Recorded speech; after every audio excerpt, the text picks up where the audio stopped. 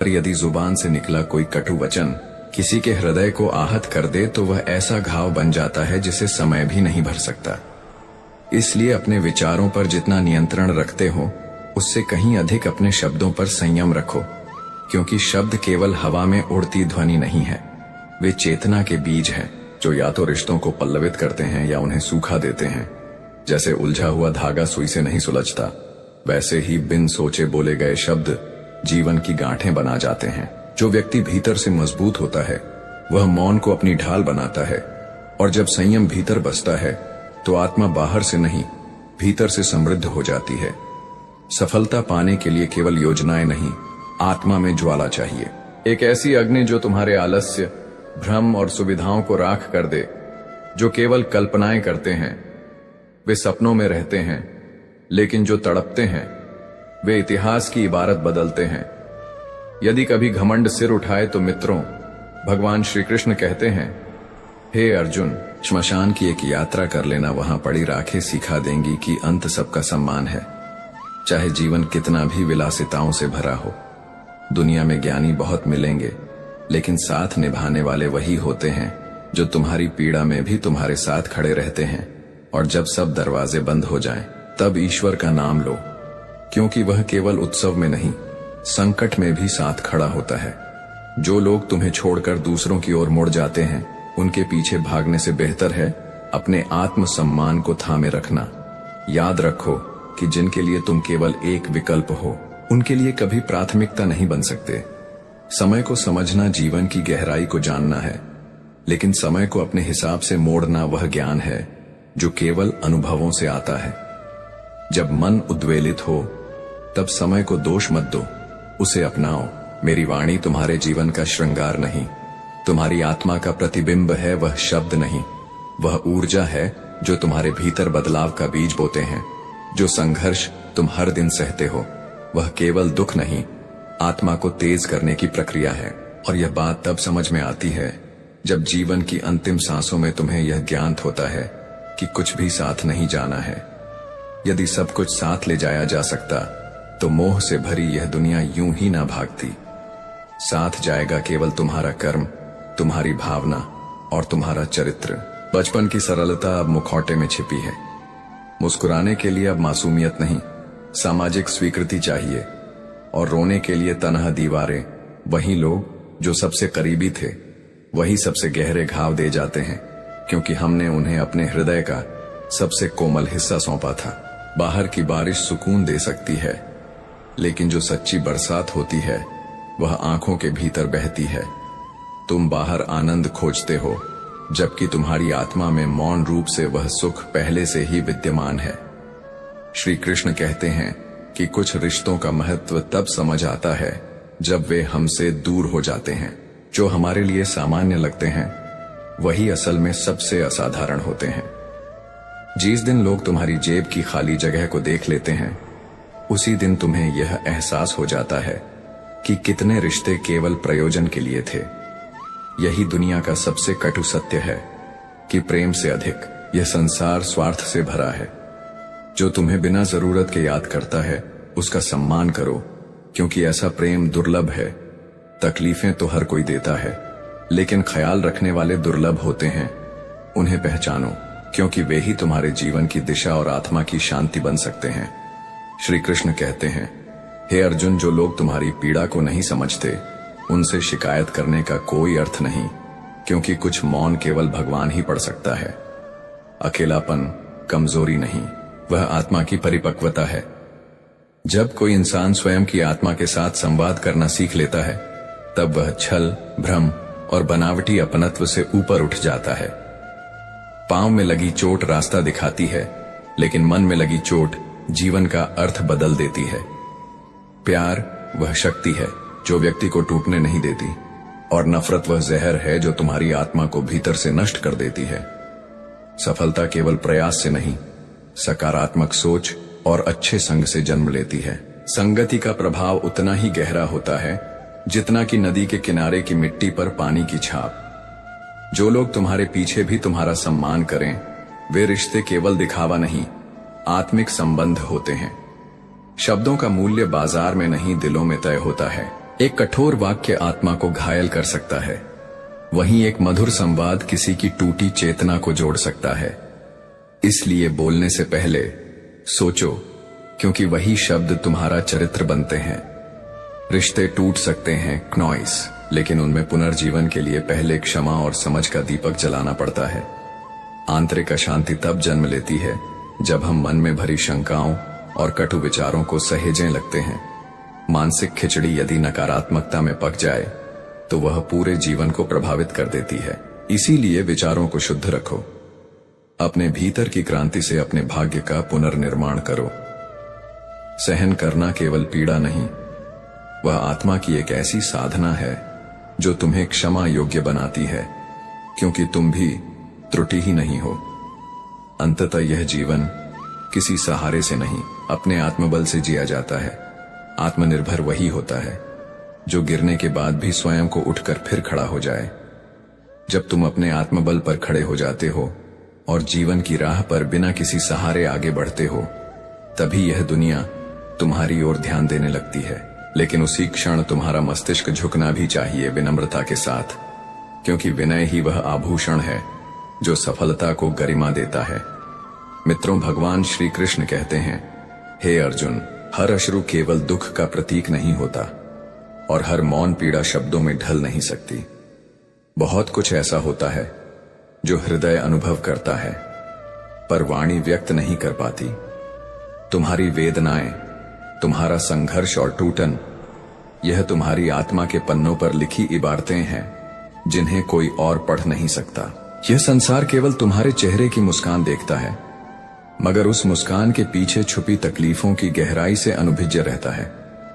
जीवन अक्सर वही चोट करता है जहां से हमें सबसे अधिक आशाएं होती हैं, जिनसे प्रेम, अपनत्व और विश्वास की उम्मीद होती है।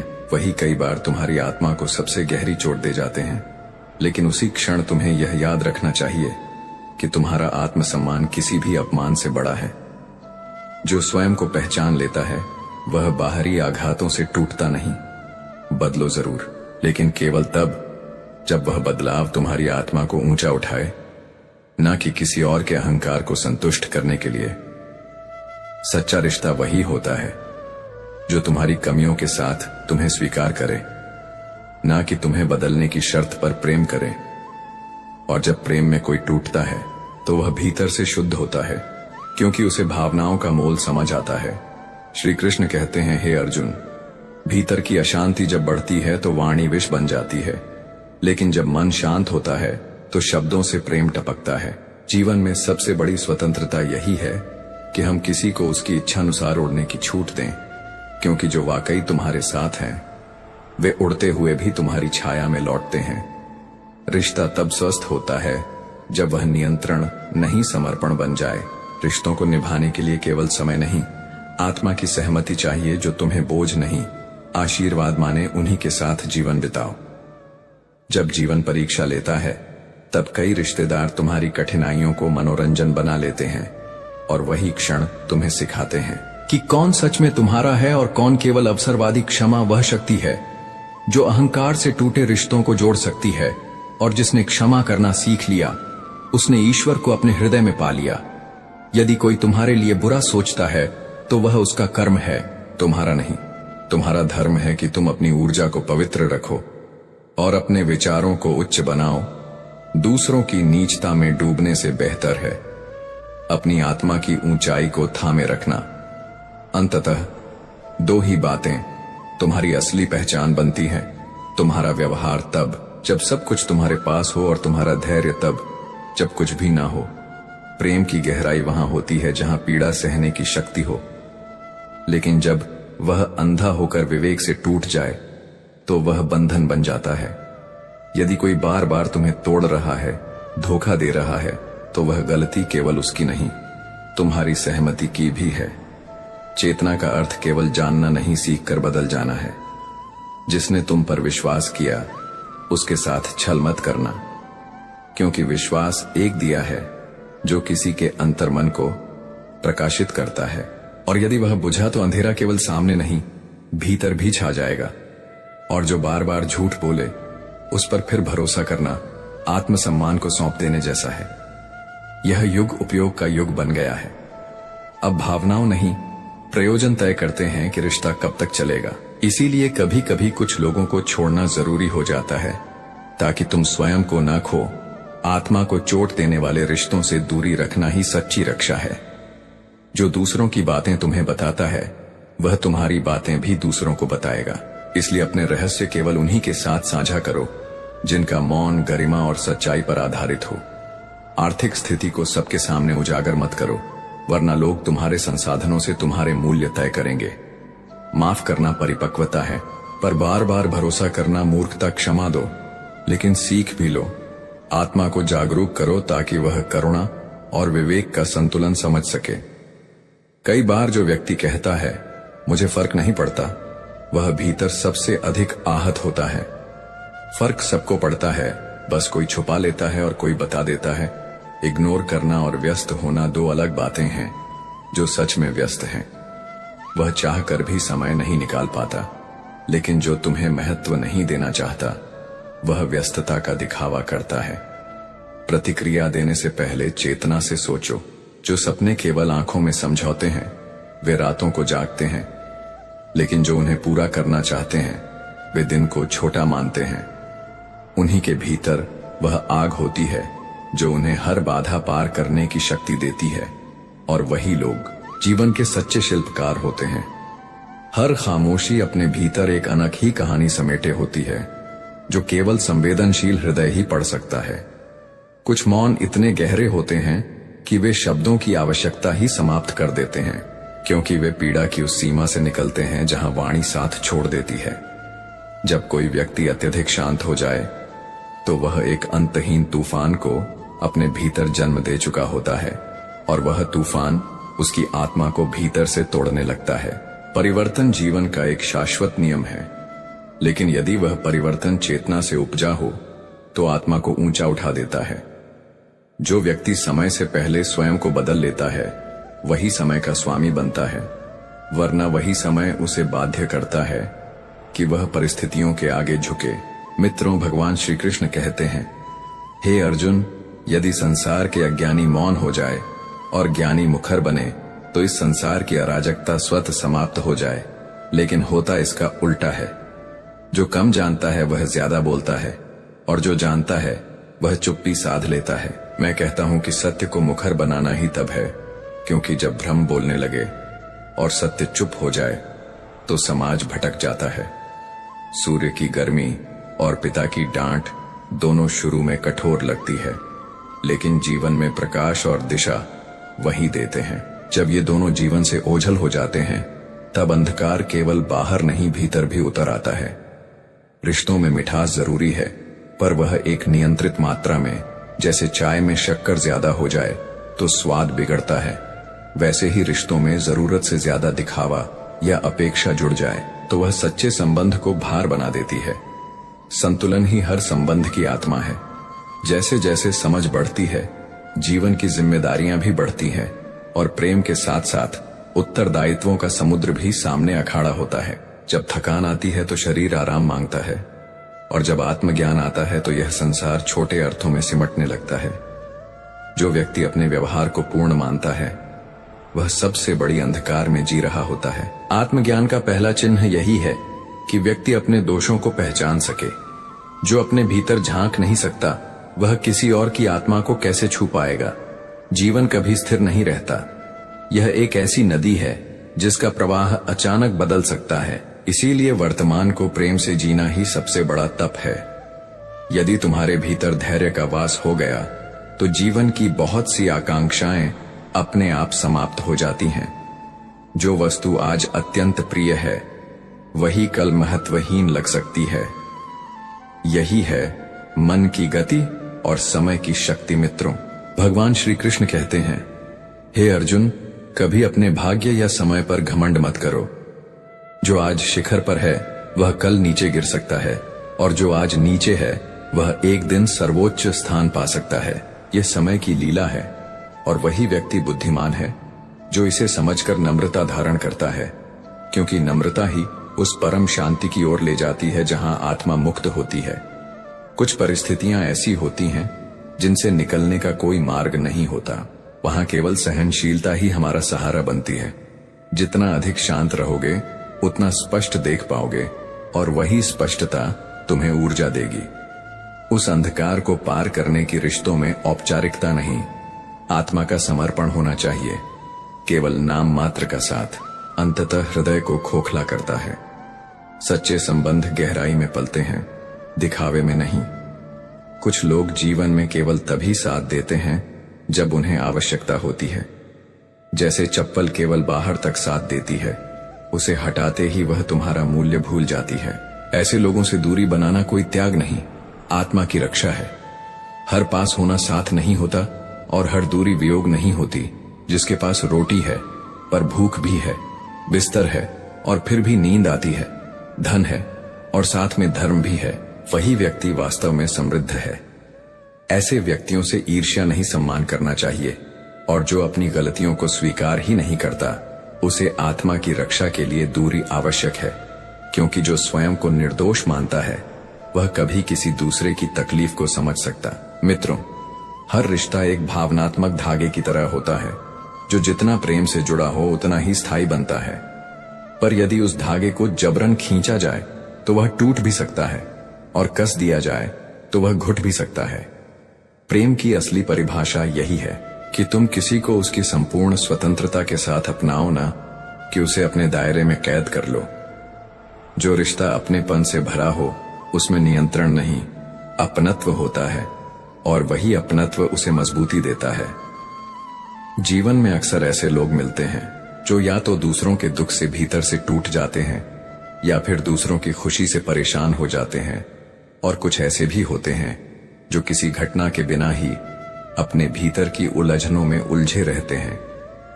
मित्रों, भगवान श्री कृष्ण कहते हैं, हे अर्जुन, करुणा, ईर्ष्या और अज्ञान, इन्हीं तीन में से एक में तुम्हारा स्थान तय होता है, और यह तुम्हारा विवेक है कि तुम किस ओर बढ़ते हो। जो भी बीता यदि अच्छा था तो वह आशीर्वाद था, और यदि कठिनाई थी तो अनुभव जो आने वाले कल की नींव रखता है। हर स्मृति को सहेजना आवश्यक नहीं, कुछ बातें भूल जाना भी आत्मा की शांति का कारण बनती है। बच्चों की परवरिश केवल सुविधाएं देना नहीं, बल्कि समय पर उचित मार्ग दिखाना भी है। क्योंकि एक माँ बाप का कर्तव्य केवल पालन करना नहीं, सुदृढ़ व्यक्तित्व निर्माण करना भी है। जीवन की हर वह चीज जो तुमसे छीनी जा सकती है, वह वास्तव में कभी तुम्हारी नहीं थी। क्योंकि जो वस्तु या रिश्ता आत्मा से जुड़ा हो, उसे कोई बाहरी शक्ति कभी नहीं छीन सकती। जो व्यक्ति कठिन समय में भी सच्चाई का साथ ना छोड़े, वही वास्तव में मजबूत होता है। क्योंकि उसकी सच्चाई किसी स्वार्थ से नहीं, उसके अंतरात्मा की आवाज से निकलती है। और सच्चा रिश्ता भव्य शब्दों से नहीं, उन छोटे छोटे भावों से बनता है जो बिना कहे साथ देता है, बिना बोले चिंता करता है, और मौन में भी साथ निभाता है। श्री कृष्ण कहते हैं, हर चीज की कीमत उसकी आत्मा में होती है, न कि उसकी बाहरी शोभा में। बांसुरी भी एक मामूली लकड़ी होती है, लेकिन जब वह मेरे अधरों से लगती है तो वह प्रेम और माधुरी का प्रतीक बन जाती है। इसलिए अपनी सच्चाई को मत छुपाओ, वही तुम्हारा असली मूल्य है। यदि कोई साथ नहीं दे सका तो उसे स्मृति में भी मत कैद करो, क्योंकि जो पीछे छूट गया वह अब केवल अनुभव बनकर जीवन का हिस्सा है, ना कि तुम्हारा भविष्य। संसार की गति निरंतर चलती रहती है, और जो आज दूसरों के आंसुओं का कारण है, वह कल स्वयं उन्हीं अश्रुओं में डूबेगा। क्योंकि कर्म का पहिया सबको एक दिन वहीं पहुंचाता है जहां से उन्होंने दूसरों को गिराया था। जब स्नेह किसी के लिए भार बन जाए तो जान लो कि उस रिश्ते की आत्मा समाप्त हो चुकी है, और अब वह केवल एक औपचारिकता है। उस समय अपने स्नेह को वापस बुला लेना ही आत्मसम्मान है। क्योंकि प्रेम कभी याचना नहीं करता। अकेले रहना यदि आत्मा से स्वीकार हो जाए तो वह सबसे बड़ी शक्ति बन जाता है, क्योंकि तब तुम्हारा अस्तित्व दूसरों पर निर्भर नहीं रहता। जीवन में डर हर नई शुरुआत का हिस्सा है, पर जो डर को पार कर लेता है वही वास्तव में जीना सीखता है। वाणी में मिठास होनी चाहिए, पर वह भीतर से निकली हो, क्योंकि दिखावटी मधुरता अंततः कड़वाहट में बदल जाती है। सच्चे लोग अक्सर अधिक स्थान नहीं घेरते, पर वे जड़ की तरह होते हैं जो आधार देते हैं। अत्यधिक निकटता अपेक्षाओं को जन्म देती है और जब वे टूटती है तो पीड़ा गहरी होती है। गरीबी केवल धन की नहीं समझ, करुणा और आत्मीयता की भी होती है और वही सबसे ज्यादा पीड़ा देती है। इंसान का अहंकार उसकी सीमितता से भी बड़ा हो जाता है, जबकि जीवन का सार विनम्रता में है। यदि कोई तुमसे जलता है तो वह तुम्हारे भीतर की चमक को देखकर जलता है, न कि तुम्हारे दोष से। इसीलिए अपनी ऊर्जा को ईर्ष्यालु लोगों पर व्यर्थ मत करो। फूल जब तोहफे के रूप में दिए जाते हैं तो प्रेम का प्रतीक होते हैं, पर वही